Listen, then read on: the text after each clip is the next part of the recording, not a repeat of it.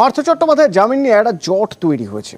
কেন জট? না, তার জামিন নিয়ে দুই বিচারপতির মতভেদ।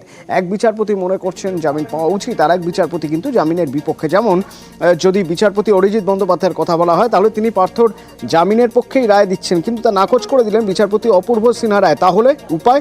এবার তৃতীয় বেঞ্চে প্রাক্তন শিক্ষামন্ত্রীর জামিন মামলা।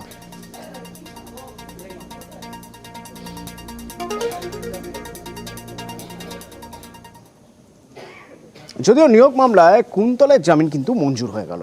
এবার কুন্তলের জামিন মঞ্জুর হয়ে গেল কারণ নিয়োগের মামলায় শর্ত সাপেক্ষে ইডি মামলায় হাইকোর্ট থেকে কুন্তলের জামিন মিলল। এবং যদিও জামিন মিললেও এখনই জেল মুক্তি নয় কুন্তলের।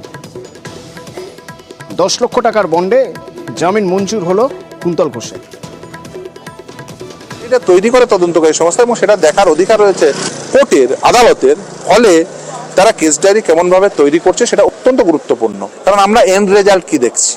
আমরা এন্ড রেজাল্ট দেখছি মানিক ভট্টাচার্য বেল পেয়ে গেছে, আমরা এন্ড রেজাল্ট দেখছি কুন্তল বেল পেয়ে যাচ্ছে। কেন?